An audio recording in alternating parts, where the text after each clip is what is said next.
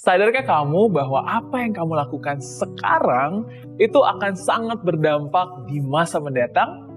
Iya, gaya hidup kamu saat ini itu akan menjadi cerminan diri kamu suatu hari nanti. Nah, saya yakin kamu pasti ingin memiliki masa depan yang gemilang. Betul atau betul? Nah, tapi untuk bisa menuju ke sana, kamu butuh untuk mengusahakannya dari sekarang. Dan kalau kamu ingin bisa memiliki masa depan yang gemilang, berarti kamu juga harus bisa memberi ruang untuk diri kamu berkembang. Nah, ada beberapa perasaan yang sebenarnya menghalang kamu untuk maju. Penasaran perasaan seperti apa sih? Nah, jadi ini dia 5 perasaan yang bikin kamu susah maju. Yang pertama, gak enakan. Iya, rasa gak enakan yang kamu tunjukkan atau yang kamu miliki itu sebenarnya tanda bahwa kamu memiliki empati yang tinggi dan memiliki hati yang baik. Jadi itu bagus sebenarnya. Tapi kalau kamu membiarkan sifat gak enakan ini tumbuh dalam diri kamu dan kamu gak bisa mengendalikannya, justru hal yang tadinya baik bisa berdampak buruk untuk diri kamu sendiri. Kamu akan selalu mengutamakan kepentingan orang lain dan seringkali kamu mengorbankan diri kamu sendiri. Seolah-olah kebutuhan kamu sendiri menjadi nomor 2. Tapi ya begitulah, kamu selalu ada untuk orang lain. Nggak apa-apa juga sih, tapi sekali lagi ya, sifat nggak enakan ini awalnya sih bagus karena itu adalah empati. Kamu ingin memberikan terbaik, kamu ingin membagi. Tapi seringkali sifat nggak enakan ini juga bisa membuat kamu nggak yakin dengan diri kamu sendiri. Kamu akan cenderung untuk mengikuti pendapat dan keputusan orang lain meskipun itu nggak sesuai dengan kata hati, meskipun itu nggak sesuai dengan pemikiran dan pendapat kamu. Nah, jadi mulailah untuk yakin dengan apa kata hati kamu, ikuti sesuatu yang benar, bukan yang tenar, ya, yakinlah sesuai dengan apa yang kamu yakini. Jadi berbeda dengan orang lain gak salah kok, asalkan ya masih sesuai dengan aturan dan juga norma yang berlaku. Jadi jangan merasa gak enakan atau sungkan. Yang kedua, pasrah.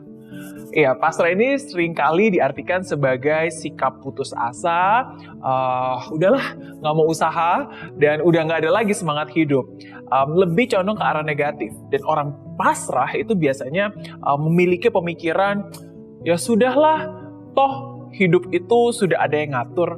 Ya sudahlah, kayak sera-sera, apa yang terjadi ya udah terjadi. Mau usaha kayak apapun juga, kalau udah takdirnya segini ya begini aja, saya bisa apa? Ya, memang Tuhan punya kendali atas hidup kamu, dan saya percaya akan hal itu. Tapi bukan berarti kamu nggak melakukan apa-apa dan pasrah terhadap kehidupan yang akan entah membawa kamu kemana. Jadi pengertian ini beda tipis sebenarnya ya, karena manusia itu adalah makhluk ciptaan Tuhan yang paling indah, yang derajatnya lebih tinggi dibandingkan makhluk ciptaan Tuhan lainnya. Kenapa? Karena Tuhan juga sudah membekali kita semua dengan pikiran, tenaga, akal budi untuk bisa melewati perjalanan hidup kita masing-masing. Kamu boleh terlahir di dalam keluarga miskin ketika kamu lahir, tapi kamu mungkin nggak bisa memilih orang tua kamu siapa atau di kalangan keluarga seperti apa gitu ketika kita terlahir. Tapi percaya bahwa kamu juga punya kesempatan untuk mengubah hidup kamu dengan bekal, bakat yang Tuhan sudah kasih ke kamu. Kamu bisa memilih jalan hidup kamu sendiri. Kamu bisa memilih mau menjadi seperti apa ketika kamu meninggalkan dunia ini. Nah, jadi dibandingkan dengan menggunakan kata pasrah, ya sudahlah, saya lebih suka menggunakan kata berserah. Apa bedanya Miss Mary? Jelas berbeda. Kamu harus berusaha dulu sebisa yang kamu mampu dan hasilnya kamu serahkan kepada Tuhan. Ya, pasrah bukan berarti menyerah ya. Yang tadi saya bilang berserah bukan berarti menyerah. Banyak orang yang hidupnya bisa berubah bukan karena dia terlahir kaya, tapi ya karena selama hidupnya dia juga mau usaha, mau kerja keras dan pantang menyerah. Oke? Jadi nggak boleh pasrah, tapi kita harus berserah. Yang ketiga, emosian. Nah, apakah kamu tipe orang yang suka marah, mudah tersulut, gampang emosian, gampang tersinggung? Oke, coba deh tanyakan kepada orang-orang terdekatmu. Kalau iya, waduh, waspadalah. Karena ini berbahaya. Ingat, ketika emosi kita naik, kecerdasan kita menurun. Dan akhirnya, kalau ini nggak kamu sadari, akhirnya akan ada banyak sekali keputusan-keputusan atau tindakan-tindakan yang akan kamu sesali. Manusia itu emang unik sih ya, inginnya berlari lebih cepat untuk maju, tapi setiap kali menerima masukan justru malah marah-marah, merasa harga dirinya jatuh gitu ketika dikritik orang lain, merasa masukan adalah serangan. Padahal orang-orang yang sebenarnya memberi kamu masukan, ya sebenarnya mereka juga ingin membuat kamu lebih maju, lebih baik lagi. Nah, kritikan yang diberikan tentu saja bisa bermanfaat untuk bisa menggali potensi kamu, membuat kamu lebih maju, mendorong kamu untuk bisa menemukan versi terbaik dalam diri kamu. Nah, tapi sekali lagi ya, kalau kamu orangnya emosian, seringkali hal-hal yang baik, contohnya misalnya kayak kritikan, bisa jadi itu tidak kamu terima dengan baik. Jadi jangan langsung marah-marah, jangan emosian, jangan mudah tersinggung, jangan mudah baperan, karena itu hanya menunjukkan bahwa ego kamu gampang rapuh. Terima dengan lapang dada, uji kembali masukan atau kritikan tersebut, dan jangan hanya menyimpulkan karena ya masukan-masukan itu baik sehingga bisa kamu olah, dan itulah juga salah satu dari banyak hal yang bisa membuat kamu lebih maju lagi dan lebih baik lagi. Yang keempat, rendah diri.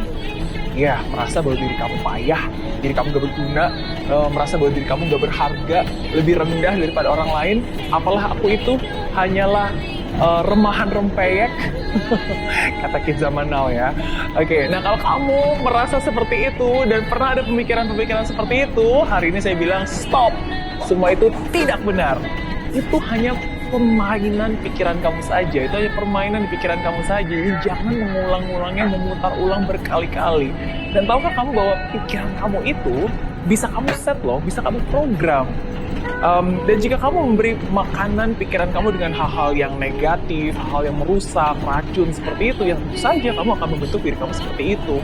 Nah, jadi hati-hati dengan masukan, hati-hati juga dengan apa yang kamu fokuskan, ya, dan hati-hati juga dengan suara-suara yang kamu terus putar ulang dalam hidup kamu. Oke, jangan isi dengan hal-hal yang tidak baik, tapi kita isi dengan hal-hal yang baik. Nah, dan jika kamu adalah salah satu orang yang mungkin menyadari, ya Miss Mary, saya memang orangnya rendah diri gitu, very low self esteem. Oke, tahukah kamu kalau kamu merasa rendah diri dan bilang, saya kan hanya segini aja, hanya bisa ini gitu. Sebenarnya kamu tidak menghargai Tuhan yang menciptakan kamu. Jadi bayangkan nih, kamu lagi ada sebuah alat dan kamu ngomong di depan penciptanya, handphone ini mah nggak bisa ini, cuma bisanya begini, cuma bisa lambat segini, dan kamu ngomong di depan orang yang menciptakannya. Gimana coba perasaan orang yang menciptakan barang tersebut? Nah, begitu juga dengan kita. Saya percaya bahwa Tuhan itu menciptakan setiap dari kita unik, istimewa, dan nggak ada orang lain yang sama persis seperti kamu. Nah, jadi kalau kamu sampai saat ini masih suka merasa rendah diri, mungkin inilah waktunya untuk kamu lebih mengenal diri kamu sendiri, lebih memahami diri kamu. Jangan-jangan ada banyak potensi, fitur-fitur, atau bakat yang belum kamu sadari. Ingat, rendah hati itu harus, tapi rendah diri jangan. Yang kelima, kemudian sedikit-sedikit bilangnya nggak mood. Kok ini belum dikerjakan? Iya nih Miss Mary, lagi cari mood dulu biar lebih oke. Emang cari di mana? Emangnya hilang? Nunggu mood datang katanya. Aduh, emangnya angkot yang ditunggu ya? Emang pesawat ada jadwalnya? Oke?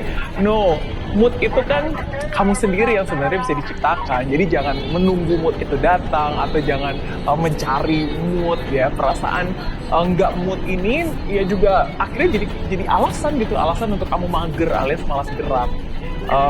Saya yakin nggak ada tuh sejarahnya orang-orang yang sukses hanya dengan malas-malasan, rebahan, terus tiba-tiba sukses. Kalaupun ada, itu semua mungkin hanya halusinasi belaka ya, atau mungkin itu rapuh gitu. Nah, jadi sekali lagi, jangan hanya mengandalkan perasaan untuk kamu melakukan apa yang harus kamu lakukan.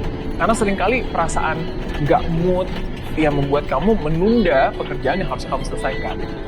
Dan sekali lagi, menunda pekerjaan itu juga salah satu bentuk sabotase diri kamu sendiri ya, yang menyebabkan kamu bisa sulit untuk berkembang. Coba deh ingat-ingat lagi, coba deh renungkan lagi. Kalau kamu sering ngerasa nggak mood mengerjakan sesuatu, gimana bisa maju, ya kan? Jadi, mulai sekarang tetapkan target, fokus. Kalau perlu, tuliskan tuh to-do list apa yang harus kamu kerjakan, apa saja yang harus kamu selesaikan. Ingat, kerjakan bukan hanya karena perasaan, mut-mutan, tapi kerjakan karena ketekunan dan juga kedisiplinan. Itu dia 5 perasaan yang menghambat kamu untuk maju. Mengenakan, pasrah, emosian, rendah diri, kemudian 5 perasaan ini harus kamu hempaskan jauh-jauh dari hidup kamu. Ya, 5 perasaan yang harus kamu hindari agar kamu bisa menjadi versi terbaik dari diri kamu sendiri.